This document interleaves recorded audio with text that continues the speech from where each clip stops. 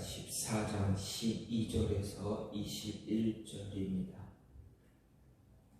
예루살렘을 친 모든 백성에게 여호와께서 내리실 재앙은 이러하니 곧 섰을 때 그들의 살이 썩으며 그들의 눈동자가 눈구멍 속에서 썩으며 그들의 혀가 입속에서 썩을 것이요 그날에 여호와께서 그들을 크게 요란하게 하시리니 피차 손으로 붙잡으며 피차 손을 들어 칠 것이며 유다도 예루살렘에서 싸우리니 이때에 사방에 있는 이방 나라들의 보화 곧 금, 은과 의복이 심히 많이 모여질 것이요 또 말과 노새와 낙타와 나귀와 그 진에 있는 모든 가축에게 미칠 재앙도 그 재앙과 같으리라.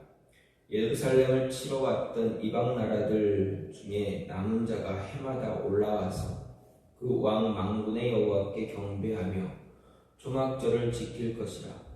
땅에 있는 족속들 중에 그 왕 만군의 여호와께 경배하러 예루살렘에 올라오지 아니하는 자들에게는 비를 내리지 아니하실 것인즉 만일 애굽 족속이 올라오지 아니할 때에는 비 내림이 있지 아니하리니 여호와께서 초막절을 지키러 올라오지 아니하는 이방 나라들의 사람을 치시는 재앙을 그에게 내리실 것이라. 애굽 사람이나 이방 나라 사람이나 초막절을 지키러 올라오지 아니하는 자가 받을 벌이 그러하니라. 그날에는 말 방울에까지 여호와께 성결이라 기록될 것이라. 여호와의 전에 있는 모든 솥이 제단 앞 주발과 다름이 없을 것이니 예루살렘과 유다의 모든 솥이 만군의 여호와의 성물이 될 것인즉 제사 드리는 자가 와서 이 솥을 가져다가 그것으로 고기를 삶으리라. 그날에는 만군의 여호와의 전에 가나안 사람이 다시 있지 아니하리라. 아멘. 오늘 말씀 스가랴 14장 12절에서 21절 말씀입니다. 오늘 말씀은 여호와의 날에 있을 이방 나라들에 대한 심판 그리고 여호와를 경배하는 것 그리고 이스라엘 땅에 거룩하게 되어질 것이다 라는 그러한 모습에 대한 예언입니다. 먼저 오늘 말씀을 간단하게 좀 나눠보면 12절부터 19절 말씀을 보면 여호와의 날에 이방 나라들에 임할 재앙 그리고 이방 나라들이 하나님을 경배하는 그러한 예언입니다. 이것을 보면 12절부터 15절은 선지자는 여호와의 날에 여호와께서 예루살렘을 친 모든 백성에게 재앙을 내리실 것이다 이야기하고 있는데 이것은 앞에서 9절부터 11절까지의 예루살렘의 영광과 영원한 평안의 예언이 새하늘과 새 땅에 건설될 새 예루살렘 곧 천국에 대한 예언이라면 오늘 말씀은 예루살렘을 대적한 자들에게 임할 재앙에 대한 예언입니다. 즉 천국과 대조되는 장소로서 지옥의 영원한 형벌에 대한 예언이다라고 이야기할 수가 있습니다. 특히 오늘 말씀에서 선지자는 예루살렘의 대적들에게 신체 부위가 썩는 재앙이 내리고 피차에 붙잡고 손을 들어 치는 재앙을 내릴 것이다 이렇게 이야기하고 있는데 이것은 예루살렘을 친 자들이 궁극적으로 들어가게 될 영원한 형벌의 장소인 지옥이 과연 어떤 곳인가를 잘 보여주고 있습니다. 이어 선지자는 예루살렘을 치러 왔던 자들 가운데 남은 자들이 해마다 여호와를 경배하게 될 것이다 말하는데 이것은 현재 교회를 대적하거나 하나님을 믿지 않는 자들 중에서도 마지막 때에 하나님의 은혜로 말미암아 하나님께 구원받는 자들이 있을 것이다 라는 내용입니다. 그리고 20절, 21절 말씀은 오늘 스가랴 전체의 결론에 해당하는 그런 말씀으로 이스라엘의 땅 전체가 보편적으로, 영구적으로 성화가 될 것이다 라는 예언입니다. 마지막 대심판이 이루어진 후에 도래할 새로운 세상에서는 모든 것이 다 거룩하여 더 이상 성스러운 것, 거룩한 것과 속된 것 이런 것에 대한 구별이 없고 이제 모든 차별도 사라지게 될 것이다 라는 것을 예언함으로써 이제 하나님의 구속사가 완료된 상태를 이야기하고 있습니다.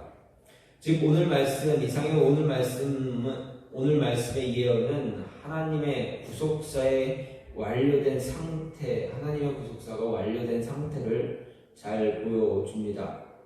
하나님의 구속사는 끊임없이 지속되고 있고 하나님의 뜻과 섭리 가운데 한순간도 단절되는 것 없이 그 완성을 향해 진행되어 가고 있습니다. 이런 하나님의 구속사는 하나님의 신실하심과 의로우심, 능하심 등으로 말미암아 그 궁극적인 목표지에 반드시 도달할 것이다 라는 것입니다. 이런 하나님의 역사를 바르게 보는 안목이 우리에게 필요한 것을 오늘 말씀을 통해서 생각해 볼 수 있습니다. 또 우리가 지향해야 할 삶의 모습, 삶의 방향, 목표, 삶의 여정 이런 것들이 하나님의 궁극적인 목표와 부합하는 것인가 또 또한 돌아볼 수 있어야 한다라는 것입니다. 어쨌든 오늘 선지자를 통해서 오늘 말씀을 통해서 이제 하나님의 마지막 때 그때 이루어진 영원한 모습 그 모습을 생각하면서 오늘 말씀을 생각해 볼 때 주어진 말씀을 생각해 볼 때 하나님은 자신의 뜻을 방해하는 자에게 분명한 징계를 내리신다라는 것입니다. 마지막 때 하나님께서 이루시고자 하는 완전한 그 모습 완성되어진 그 구속사가 완성되어진 그 모습을 이루시는 그 과정 속에서 하나님의 뜻을 방해하는 자에게는 하나님은 분명한 징계를 내리신다. 즉 하나님의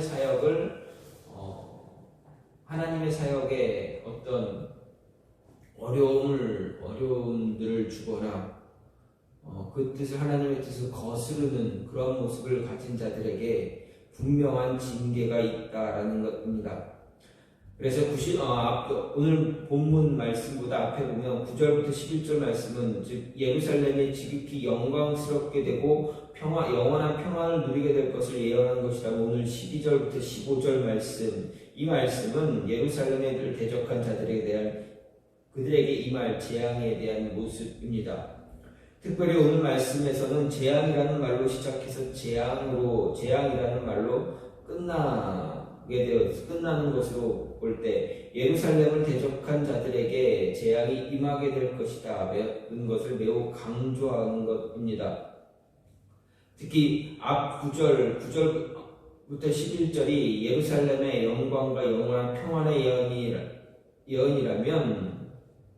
예언이 새 하늘과 새 땅에 건설될 새 예루살렘 곧 천국에 대한 예언이라면 오늘 말씀은 예루살렘을 대적한 자들에게 임할 재앙에 대한 예언입니다. 그래서 12절을 보게 되면 예루살렘을 친 자들에게 재앙이 임한다 말하는데 그 재앙이 어떻게 임하는가 보게 되면 살이 썩으며 그들의 눈동자가 눈구멍 속에서 썩으며 그들의 혀가 입속에서 썩을 것이다 이야기했습니다. 살과 눈동자, 입속의 혀, 모든 육체의 모든 것이 다 썩게 될 것이다 말합니다. 그리고 이어지는 13절을 보게 되면 그날에 여호와께서 그들을 크게 요란하게 하시리니 피차 손으로 붙잡으며 피차 손을 들어 칠 것이다 이렇게 이야기합니다. 이것은 예루살렘을 친 자들이 하나님의 뜻을 방해하는 자들이 궁극적으로 받게 될 징계가 어떤 모습인가를 암시해 줍니다. 한마디로 말해 그들이 받을 징계는 바로 썩음의 장소이고 또 서로 물고 뜯고 싸우는 분쟁과 싸움의 장소와 같은 그러한 지옥이다라는 것을 이야기해 줍니다. 생각해 보십시오. 동서고금을 막론하고 가장 무서운 질병 중 하나가 무엇입니까? 문둥병, 한센병입니다. 이 병이 왜 가장 무서운 질병입니까? 이 병은 온몸이 썩고 문드러지는 그러한 병입니다. 이런 문둥병은 인간을 너무도 비참하게 만들기에 천형으로 여길 정도였습니다. 하지만 이런 문득병도 육신의 죽음과 함께 끝이 나게 됩니다. 하지만 지옥에서는 죽음이 없기에 영원토록 고통과 저주를 받게 됩니다. 그래서 하나님의 뜻을 방해하고 하나님의 뜻을 거스리고 그 뜻을 이루지 못하도록 방해하는 그런 자들에게는 이러한 지옥과 같은 형벌이 그들에게 있다라는 것, 그들에게 내려진다라는 것입니다. 즉 하나님께서는 그들에게 분명한 징계를 내리신다는 이야기입니다. 하나님의 뜻을 거역했던, 하나님의 뜻을 반대했던, 이스라엘을 방해했던 많은 이방 나라들의 모습을 보십시오. 그들은 어떻게 됩니까? 끝내 그들은 하나님의 징계, 징벌, 심판을 당하게 되었습니다. 특별히 출애굽을 한 이스라엘 백성들에게 고통을 주었던 아말렉을 생각해 보면 쉽게 알 수가 있습니다. 하나님은 이스라엘 백성들을 애굽에서 이끌어내셔서 하나님께서 약속하신 가나안 땅으로 이끌어 가셨습니다. 그때 광야를 지날 때 이스라엘 백성들의 후미를 공격한 족속이 누구입니까? 바로 아말렉 족속입니다. 그들은 이스라엘의 가장 약한 점을 치면서 약점을 치면서 하나님의 뜻을 반대하고 하나님의 길을, 하나님의 사역을 방해했습니다. 그 결과 어떻게 하셨습니까? 하나님은 나중에 모세를 통해서 여호수아를 통해서 아말렉과의 전쟁을 하실 때 무엇라 말씀하셨습니까? 아말렉 족속을 온 땅에서 완전히 도말시키겠다. 그 민족을 아예 없애버리겠다. 삭제하겠다 말씀하셨습니다. 그리고 끊임없이 아말렉과의 전쟁을 하실 때 그들을 치셨습니다. 사울 왕을 통해서 아말렉을 치고 다윗을 통해서 또 히스기야 왕을 통해서 아말렉 족속을 완전히 전멸시켰습니다. 조금 남아있던 그 민족들 나중에는 어떻게 됩니까? 에스더서를 보게 되면 어떻게 됩니까? 아말렉 족속의 아말렉의 왕 하각의 아들 하각의 손자 하만이 어떻게 됩니까? 하만과 그를 따랐던 모든 사람들이 어떻게 됩니까? 다 몰살되고 말았습니다. 하나님의 뜻을 방해하고 하나님의 사역을 방해하는 자들에게 하나님은 분명한 징계를 내리셨다라는 것입니다. 또한 출애굽한 이스라엘이 가나안 땅에 들어갈 때 그 길을 방해했던 에돔 족속은 어떻습니까? 분명 하나님은 에돔과의 전쟁을 원치 않으셨습니다. 하지만 그들은 나중에 이스라엘 백성들이 가나안으로 가는 길을 방해하고 자신의 나라를, 자신의 땅을 지나가지 못하게 했던 그 이유 때문에 어떻게 됩니까? 나중에 하나님으로부터 심판을 받게 됩니다. 이렇게 하나님의 뜻을 방해하고 하나님의 사역을 거스렸던 자들, 그런 민족들, 그들에게는 하나님은 분명한 징계를 내리셨다라는 것입니다. 오늘 말씀을 보면서도 그 하나님의 사역을 방해하는 자들에게 하나님은 어떠한 모습으로 징계하시는가 분명하게 말씀하십니다. 지옥과 같은 그 모습을 겪게 하시겠다라는 것입니다. 온몸이 썩어 문드러지는 그런 모습, 그런 고통을 당하게 하시겠다라는 말씀입니다. 따라서 우리는 하나님 앞에서 하나님의 뜻을 방해하거나 하나님의 사역을 하나님이 하시는 그 사역을 금하거나 방해하거나 어떤 어려움을 주는 그런 모습은 결코 갖지 말아야 한다라는 것입니다. 또 한 가지는 무엇입니까? 하나님은 이렇게 자신의 뜻을 방해하는 자들, 그들에게 분명한 징계를 내리시지만 그 징계 가운데서도 구원의 손길을 끊임없이 내밀어 주시는 분이 바로 우리의 하나님이시다라는 것입니다. 오늘 말씀 16절부터 19절 말씀에서는 이방인들이 하나님을 경배하는 것에 대한 결과에 대한 예언입니다. 그 가운데서 16절 말씀을 보면 예루살렘을 치러 왔던 이방 나라들 중에 남은 자가 해마다 올라와서 그 왕 망군의 여호와께 경배하며 초막절을 지킬 것이다 이야기합니다. 이것을 보면 예루살렘을 치러 왔던 이방 나라들 가운데 남은 자들이 분명 있다 이야기합니다. 여기서 이방 나라들 가운데 남은 자들은 하나님께서 예루살렘을 치러 온 자들을 치고 그들에게 내리신 재앙에서 살아남은 자들을 이야기합니다. 하지만 여기서 남은 자란 의미는 단지 하나님의 심판으로부터 살아남은 자라는 의미만 있는 것이 아닙니다. 오늘 말씀 본문에 의하면 이들은 해마다 올라와서 망군의 하나님, 그 왕 망군의 여호와께 경배하며 초막절을 지켰다라는 것입니다. 이것은 이들이 비록 한때는 예루살렘을 대적하긴 했지만, 한때는 하나님을 대적했지만, 하나님의 백성들을 대적했지만, 교회를 대적했지만, 예루살렘을 치는 하나님의 심판을 보고 회개하고 하나님을 섬기는 자가 되었다라는 것을 이야기합니다. 여기서 초막절은 이스라엘의 3대 절기 가운데 하나입니다. 이방인들이 이런 절기를 지켰다라는 것은 이들이 회개하고 하나님의 백성에 가입해서 기존의 하나님의 백성들과 더불어 하나님을 경배했다라는 것을 말합니다. 특별히 여기서 이스라엘의 3대 절기 가운데서도 초막절을 언급한 것은 이 절기가 옛 시대가 끝나고 영원한 새 시대가 열리는 것을 상징하는 그런 절기이고 하나님의 백성들이 영원한 안식을 상징하는 절기이기 때문에 그렇습니다. 오늘 말씀이 제시하는 것처럼 예루살렘을 대적하는 자들 가운데서 남은 자들이 있어 하나님을 경배했다는 것이 정말 중요합니다. 이것은 일단 이방인들 가운데서도 하나님께서 택하신 남은 자들이 있어 회개하고 하나님께 돌아올 것을 예언하는 것입니다. 그래서 이 예언은 현재 복음이 온 세상으로 확산되고 그로 말미암아 세계 각지에서 남은 자들이 하나님께 돌아와 하나님을 경배함으로 성취되고 있다라는 것입니다. 또한 이 예언은 비록 현재는 예루살렘이 상징하는 바 하나님의 교회를 대적하는 자들 가운데 속해 있지만 하나님께서 택하신 남은 자들이 있고 그들이 결국 회개하고 하나님께 돌아와 하나님을 경배하게 될 것이다 라는 것입니다.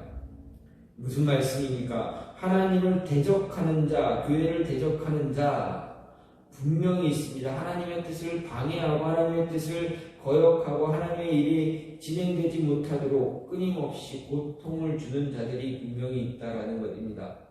하지만 하나님께서는 그들에게 징계를 내리시지만 징계를 받는 그들이 하나님 앞에 나와 회개하고 하나님께 무릎 꿇음으로 인해서 하나님의 구원의 손길을 붙잡을 수 있다라는 것입니다. 성경 말씀을 보게 되면 어떻습니까? 하나님 앞에 분명 징계가 있음을 하나님께서 징계를 내리시겠다라고 말씀한 자들이 분명히 있습니다. 남유다의 왕 가운데 히스기야의 아들이 누구입니까? 히스기야 왕의 아들 므낫세는 하나님 앞에서 우상을 섬기던 왕입니다. 이스라엘 백성들로 하여금 하나님께 철저하게 배신하고 배반하게 만든 왕입니다. 그래서 하나님의 진노가 무지 크게 그에게 임했습니다. 이스라엘 남유다 왕국에 임하게 됐습니다. 하지만 어떻습니까? 므낫세가 나중에 하나님 앞에서 회개했을 때 하나님은 므낫세 왕을 받아주셨다라는 것입니다. 그가 하나님 앞에 진실됨으로 회개함으로 인해서 하나님은 그에게 구원의 손을 내밀어 주셨습니다. 또 요나서를 보면 알 수가 있습니다. 어떻습니까? 하나님은 요나를 통해서 니느웨 성에 있는 아수르의 수도 니느웨 성에 있는 사람들을 그 성읍을 징벌, 심판하시겠다 분명하게 선언하셨습니다.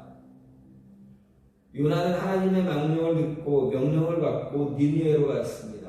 처음엔 반대했지만 가지 않았지만 끝내 하나님의 명령에 굴복하고 니느웨로 가서 하나님의 말씀을 예언을 선포했습니다. 그때 니느웨 성 백성들은 어떻게 했습니까? 하나님께 무릎을 꿇었습니다. 하나님께 용서를 구했습니다. 회개했습니다.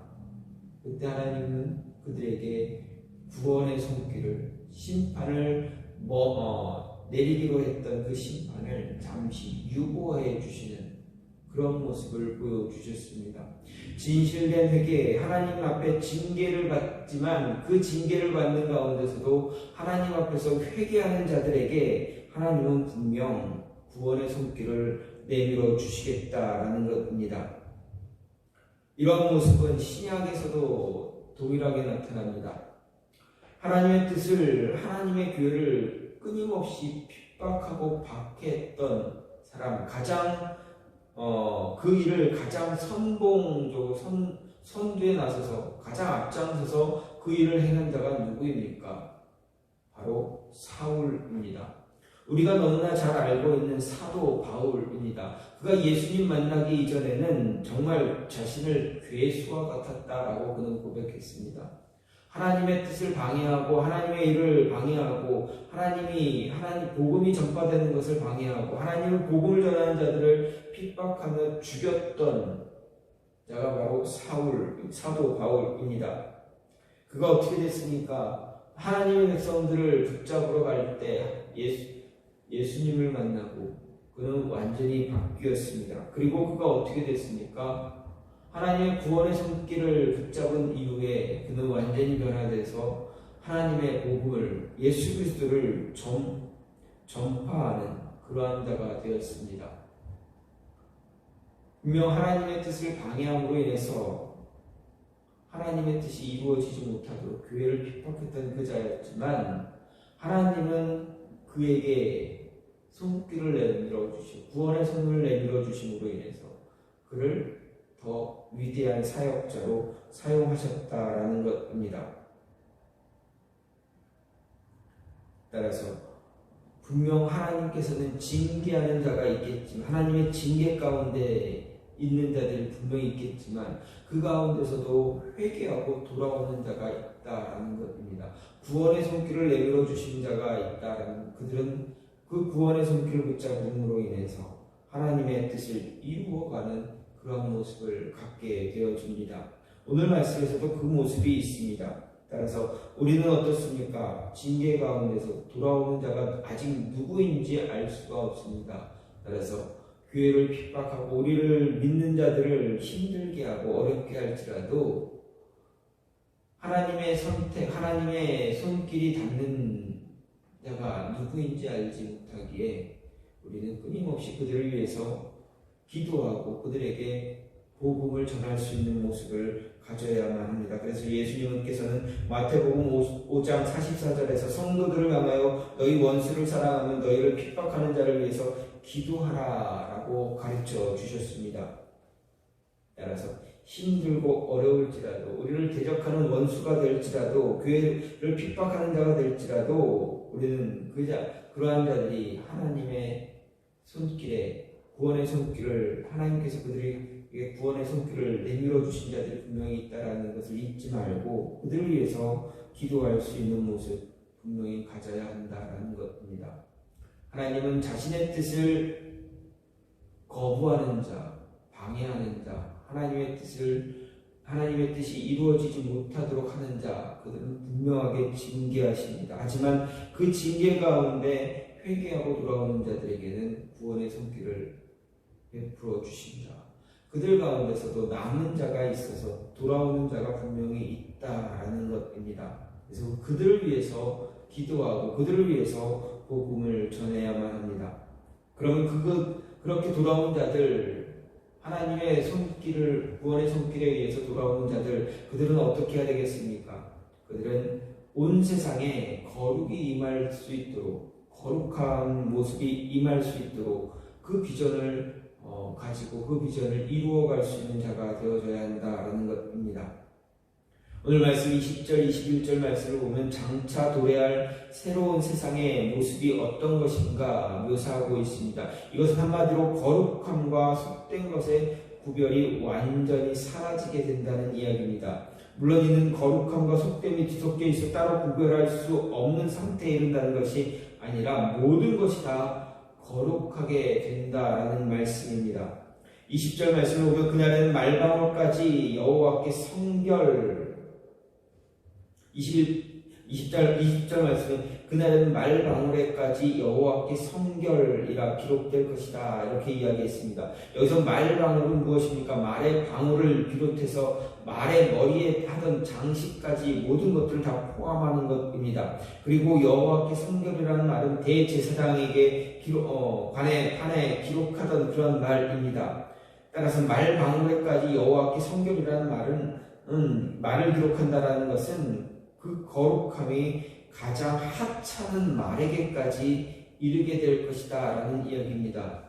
그런가 하면 여호와의 전에 있는 모든 솥이 제단 앞에 있는 주발과 다름이 없고 더 나아가 예루살렘과 유다의 모든 솥이 여호와의 선물이 될 것이다 이렇게 이야기하는데 이것은 장차 도래할 세상에서는 거룩함과 속된 것의 구별이 사라지고 모든 것이 다 지극하게 거룩하게 될 것이다 라는 것을 분명하게 보여주는 그런 모습입니다.